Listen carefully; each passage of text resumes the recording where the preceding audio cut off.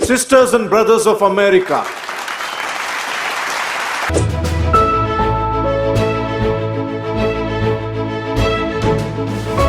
waiting more than 30 years to say this. Dad, I always told you I'd come back and get my degree.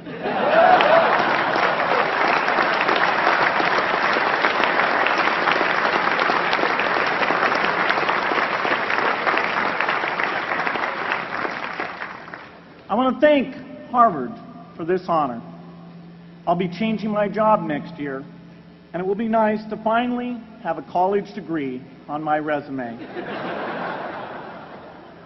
I applaud the graduates for taking a much more direct route to your degrees.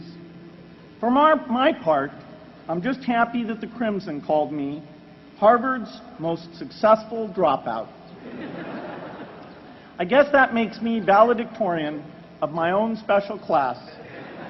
I did the best of everyone who failed. But I also want to be recognized as the guy who got Steve Ballmer to drop out of business school.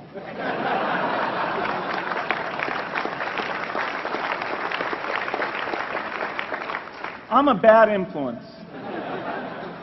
That's why I was invited to speak at your graduation.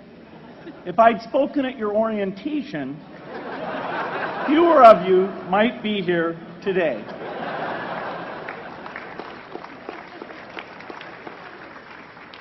Harvard was a phenomenal experience for me. Academic life was fascinating. I used to sit in on lots of classes that I hadn't even signed up for. And dorm life was terrific. I lived up at Radcliffe in Currier House. There were always a lot of people in my dorm room late at night discussing things because everyone knew that I didn't worry about getting up in the morning. That's how I came to be the leader of the antisocial group. We clung to each other as a way of validating our rejection of all those social people. Radcliffe was a great place to live.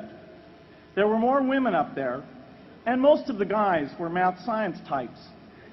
The combination offered me the best odds, if you know what I mean.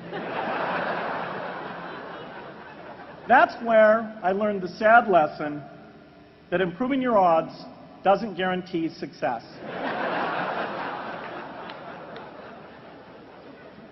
One of my biggest memories of Harvard came in January 1975, when I made a call from Currier House to a company in Albuquerque, New Mexico, that had begun making the world's first personal computer. I offered to sell them software. I worried they would realize I was just a student in a dorm and hang up on me. Instead, they said, "We're not quite ready. Come see us in a month," which was a good thing because we hadn't written the software yet. From that moment, I worked day and night on the extra credit project that marked the end of my college education and the beginning of a remarkable journey with Microsoft.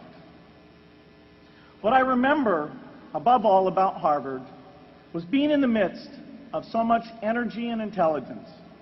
It could be exhilarating, intimidating, sometimes even discouraging, but always challenging. It was an amazing privilege. And though I left early, I was transformed by my years at Harvard, the friendships I made, and the ideas I worked on. But taking a serious look back, I do have one big regret. I left Harvard with no real awareness of the awful inequities in the world, the appalling disparities of health and wealth and opportunity that condemn millions of people to lives of despair. I learned a lot here at Harvard about new ideas in economics and politics. I got great exposure to the advances being made in the sciences. But humanity's greatest advances are not in its discoveries, but in how those discoveries are applied to reduce inequity.